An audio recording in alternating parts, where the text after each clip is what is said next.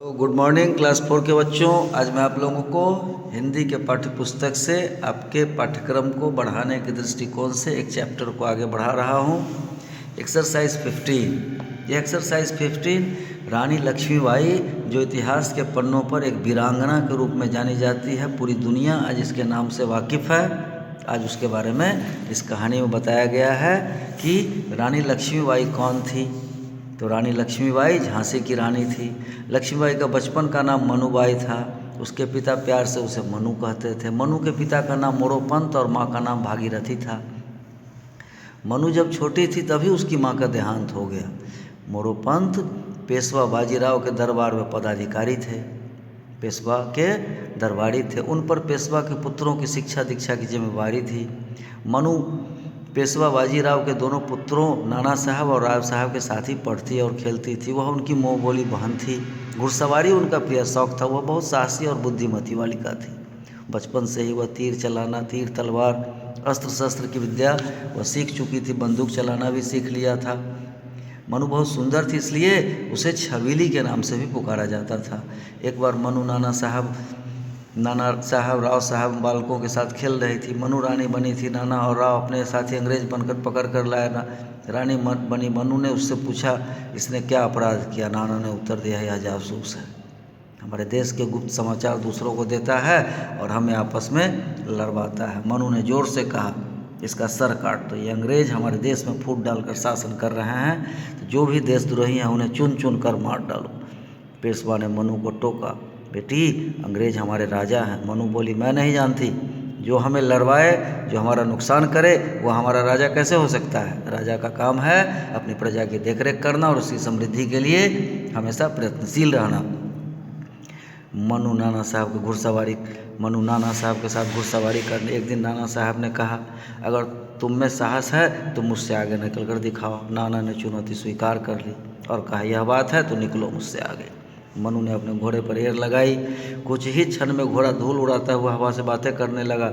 नाना ने उसका पीछा करना नहीं छोड़ा। आगे निकलने की जल्दी में उसका घोड़ा ठोकर खाकर गिर पड़ा। हुआ जोर से चिल्लाया, मनु मैं गिरा। परंतु मनु ने पीछे देखा, वह अपने घोड़े को वापस मोड़ लाई। उसने नाना को अपने घोड़े पर बिठाया और वापस ले आई। नाना साहब को सकुशल देखकर पेशवा ने मनु की प्रशंसा की और इस तरह से मनु के बारे में यह कहा गया कि बचपन में चारों तरफ उसके बचपन के ही बहादुरी के किस्से फैल गए। ज्योतिषियों ने बताया कि बालिका बड़ी होकर रानी बनेगी। मनु बड़ी हो रही थी। मोरोपंत ने उसका विवाह झांसी के राजा गंगाधर राव से कर दिया था। मनु झांसी की रानी बन गई। कुछ समय पश्चात रानी लक्ष्मीबाई ने एक पुत्र को जन्म दिया, जिसकी बचपन में ही मृत्यु हो गई। इसके पश्चात गंगाधर ने एक बालक को गोद लिया और उसे अपना उत्तराधिकारी घोषित कर दिया। गंगाधर राव का लंबी बीमारी के बाद देहांत हो गया। रानी शोक में डूब गई। राजा ने मरते ही अंग्रेज को अवसर मिल गया। उन्होंने राजा के गोद लिए पुत्र को झांसी का वारिस मानने से इनकार कर दिया और झांसी को अपने ब्रिटिश राज में मिला लिया। 1857 में जब संपूर्ण भारत विद्रोह की चिंगारी से भर के अंग्रेजों ने रानी पर आरोप लगाया कि रानी विद्रोहियों से मिली हुई, ऐसी बहाने अंग्रेज सैनिकों ने झांसी को चारों ओर से घेर लिया। स्त्री और पुरुषों की सेना अंग्रेजों से डटकर मुकाबला किया और उन्हें मुंह तोड़ जवाब दिया। युद्ध में कई दुर्ग उनके स्थानों से क्षतिग्रस्त हो गया, अपने स्थान से क्षतिग्रस्त हो गया। रानी को आभास था कि अंग्रेज किसी भी क्षण दुर्ग में प्रवेश कर सकते हैं, इसलिए मध्यरात्रि उसने अपने सैनिक दुर्ग छोड़कर कालपी चले गए।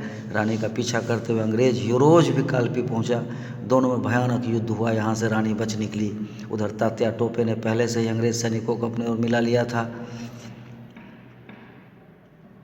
रानी और राव साहब भी वहाँ पहुँच गए। छोटे से युद्ध के बाद उन्होंने ग्वालियर पर अधिकार कर लिया। यूरोज के साथ अन्य अंग्रेज सेना अधिकारियों के साथ चारों ओर घेर लिया। रानी के सैनिक धीरे धीरे वहाँ से हट गए। रानी ने वीरतापूर्वक अंग्रेजों से युद्ध किया। रानी का घोड़ा घायल हो गया। उसने दूसरा घोड़ा लिया, उस पर सवार होकर रानी वहाँ से बच निकली। रास्ते में नाला था, उसे देखकर घोड़ा अड़ा रहा। इतनी देर में अंग्रेज सैनिक पीछा करते हुए वहाँ आ पहुँचे। उसने रानी पर पीछे से वार किया। रानी घायल होकर गिर पड़ी। रानी के सेवक ने अंग्रेज को मार गिरा। इतने देर वहाँ सैनिक आ गए। वे रानी को घायल अवस्था में देखकर बहुत दुखी हुए। रानी ने कराहते हुए कहा, मुझे से यहाँ से ले चलो, जिससे मेरे शत्रु मेरे शरीर को हाथ न लगा सके। सेवक उसे कुटिया में ले गए। वहाँ रानी की चिता सजाकर उसका दाह संस्कार कर दिया गया। रानी लक्ष्मीबाई वीरांगना थी। उसने अपनी अंतिम सांस तक अंग्रेजों से लोहा लिया और वीरगति को प्राप्त हुई। अतः स्वतंत्रता संग्राम में रानी लक्ष्मीबाई का अभूतपूर्व योगदान है और यह भारतीय स्त्रियों के लिए गौरव का प्रतीक है। रानी लक्ष्मीबाई का नाम सुनते ही लोगों को यह पंक्ति याद आ जाती है, खूब लड़ी मर्दानी वह तो झांसी वाली रानी थी, बुंदेले हर बोलो के मुँह हमने सुनी कहानी थी। इस तरह से रानी लक्ष्मीबाई की कहानी यह समाप्त हुई। दूसरे दिन मैं इसके प्रश्नोत्तर को लिखाऊंगा।